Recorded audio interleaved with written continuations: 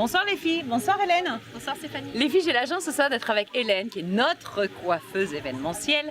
Nous avons ce soir Hélène Julia. Julia, elle a 32 ans. Et Julia, en fait, se pose la question à savoir quelle est la mode tendance pour les cheveux courts. D'accord, alors bonsoir Julia. Pour les cheveux courts, ce qui est canon, hyper glamour, hyper sexy, en ayant les cheveux courts, c'est le carré.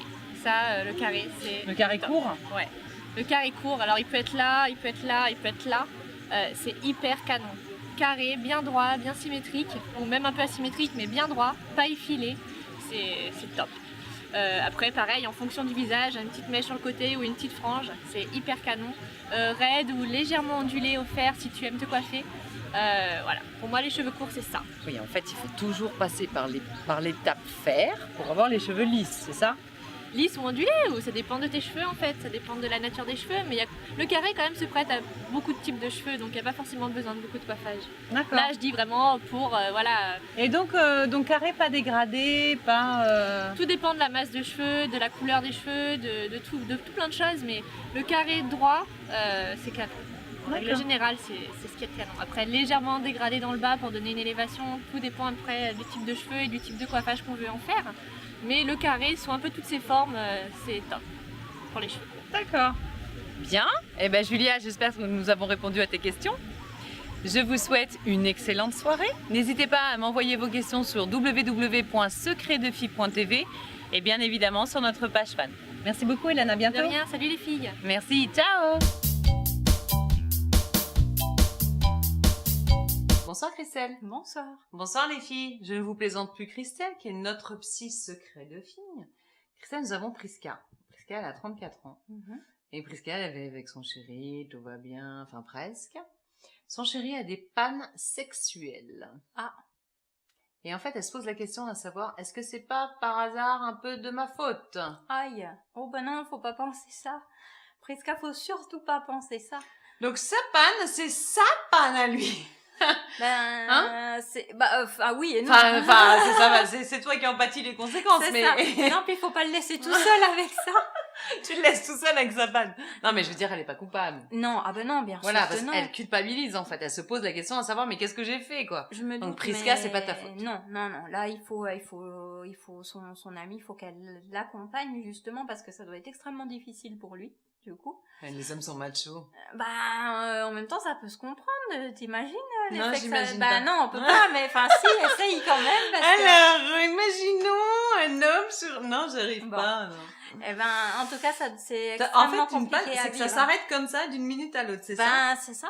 C'est qu'en fait, Et tout puis- va bien, et et ça s'arrête. Ou alors, ça démarre pas du tout, et ça peut pas démarrer. Ça c'est démarre pas, possible ça, aussi. c'était... ouais. Mais là, Priska, elle est pas responsable du Non, tout. ben Enfin, non, Mado, c'est pas toi. Faut prendre le temps d'en parler avec lui, de savoir ce qui se passe. Ça peut être dû au stress, ça peut être dû à la fatigue, ça peut être un problème médical, et faut rien laisser de côté.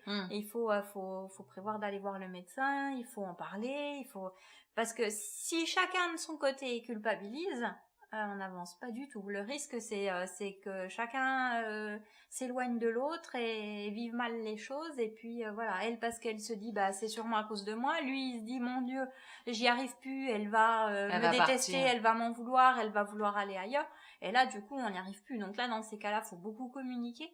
Faut lui demander absolument comment il se sent par rapport à ça. Est-ce que et puis qu'elle n'hésite pas à lui parler de ses peurs, qu'il puisse justement la rassurer. Donc en fait, il faut pas rester chacun dans son coin. Ah bah non, surtout pas. Dans ces cas-là, surtout pas. C'est au même titre qu'on fait l'amour à deux, au même titre qu'on en parle à deux. Bah exactement. Et puis là, c'est lui qui a une panne sexuelle, mais pour les femmes aussi, ça peut arriver de ne plus avoir de libido. Ouais. Et là, c'est un peu le même principe finalement. Ne Ouais, plus là, c'est avoir même pas l'envie une et- panne, c'est j'ai pas envie, quoi. Bah c'est ça. Mais C'est- finalement, c'est la panne C'est de une l'homme. panne c'est sexuelle ça. quand même. C'est ça, Mm. exactement. Ouais, c'est vrai. Donc le plus important, c'est d'en parler, c'est de faire en sorte que l'autre soit à l'écoute, parce que du coup, si on se sent écouté, si on se sent compris, on se sent déjà mieux, et ça permet de peut-être relancer la machine. Donc faut pas hésiter à en parler. Bien, docteur. Les filles, j'espère que vous avez bien tout noté. Donc même si vous n'avez pas un super mal à la maison, c'est pas grave, faut juste en parler. C'est des choses qui arrivent, un mauvais moment, un passé. Et l'essentiel, c'est le dialogue, les filles. Ça, c'est important. La communication dans le couple. Bonsoir les filles, bonsoir William. Bonsoir. J'ai la chance les filles d'être avec William Carnimola, le styliste mode voilà qu'on ne présente plus. Ah ouais non mais moi j'ai une extrême chance ce soir. William, nous avons Marie qui a 29 ans.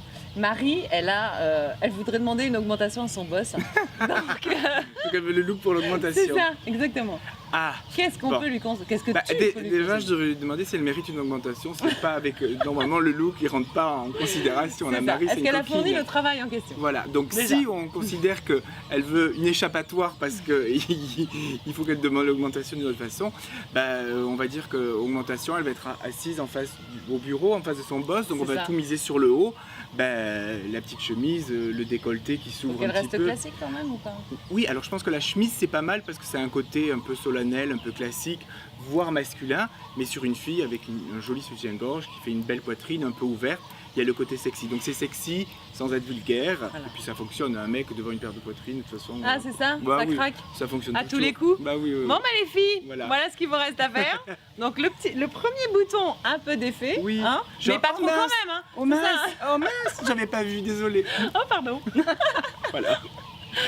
Bon, la chemise cintrée, noire ou blanc, peu importe. Hein. Oui. Après, la robe, tu sais, les nouvelles robes pas trapèze, crayon. Oui. C'est pas mal ça aussi. Oui, une jupe crayon. Jupe crayon. Un peu taille haute. Voilà. Oui, le look de la secrétaire coquine. Voilà, c'est ça. Voilà. C'est ce que j'allais dire, voilà, avec les talons. Bon, écoute Marie, j'espère que tu as pris note de ces précieuses informations de William.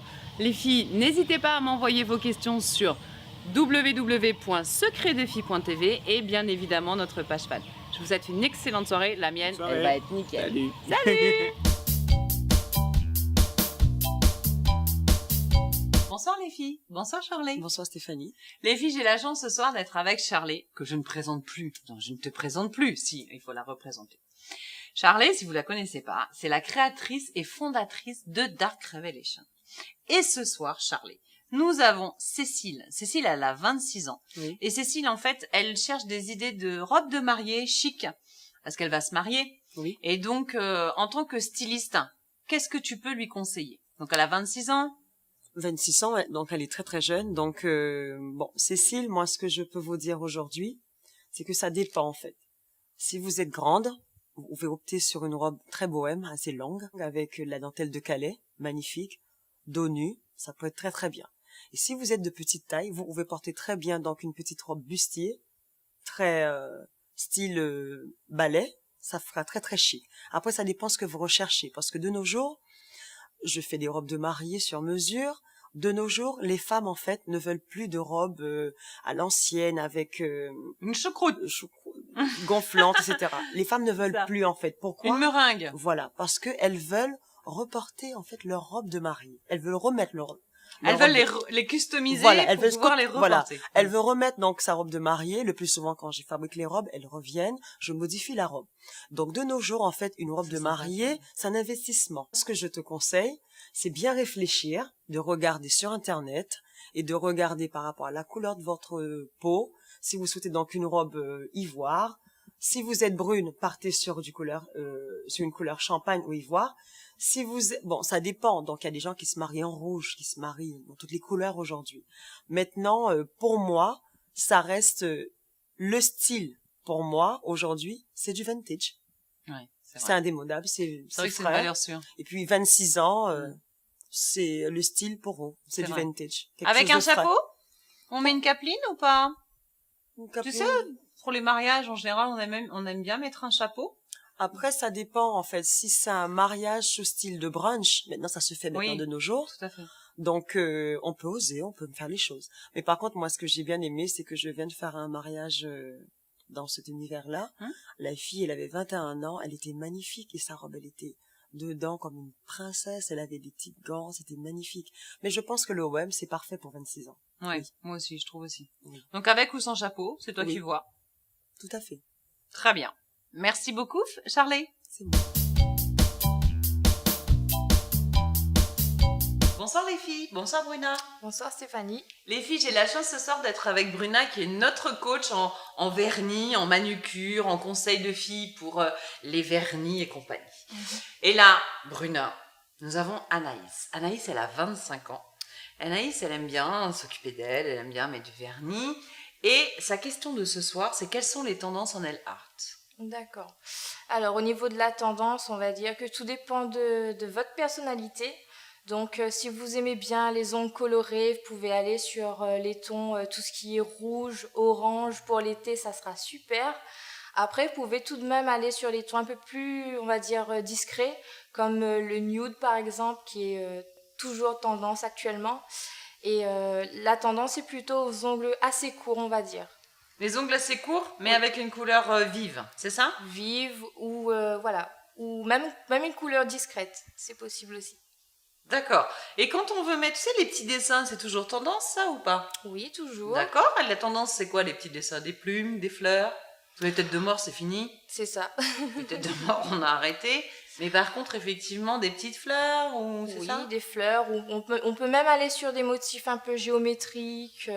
Ou par exemple, ce qu'on me demande souvent en ce moment, ce sont les attrape-rêves, les plumes, les strass, les paillettes. Donc tout est possible. Tu fais des attrape-rêves sur les ongles. C'est ça. Dis donc, il faut être doué en dessin. Hein. Et alors, pour faire tes petits dessins, tu fais au pinceau, au pochoir, tu fais comment? Alors, j'adore dessiner, donc toutes mes prestations, je les fais uniquement à main levée. Voilà, après j'ai différents types de pinceaux, donc soit pour faire les fleurs ou des dessins en détail. Donc après, voilà, tout est possible. Ah bah dis donc les filles, le dessin au pinceau, même pas au pochoir quoi. Non, pas de pochoir. C'est bien. Est-ce que tu as un petit truc à nous donner, effectivement, quand tu passes du temps à faire ton dessin et que tu veux, enfin on veut toutes que notre vernis tienne intégralement pendant 1 mois, bien sûr, avec un vernis classique. Il faut pas faire la vaisselle, il faut avoir une super nounou à la maison. Est-ce que tu as un truc à nous donner qu'on pourrait mettre dessus, par exemple? Un bon top coat, de préférence un activateur de séchage. D'accord. Donc ça va vous permettre non seulement de sécher le vernis un peu plus rapidement, mais aussi de faire tenir et faire briller le dessin ou la pose de vernis. D'accord, faire briller le dessin. Oui. Pour lui donner du relief? Pour lui donner un peu plus de peps, on va dire, un peu plus d'éclat. D'accord. Et on peut renouveler la pose du top coat, on va dire, tous les 3-4 jours. D'accord, ça c'est une bonne idée, j'avais pas pensé à ça. Merci beaucoup Bruna. Merci à vous. À bientôt les filles. À bientôt.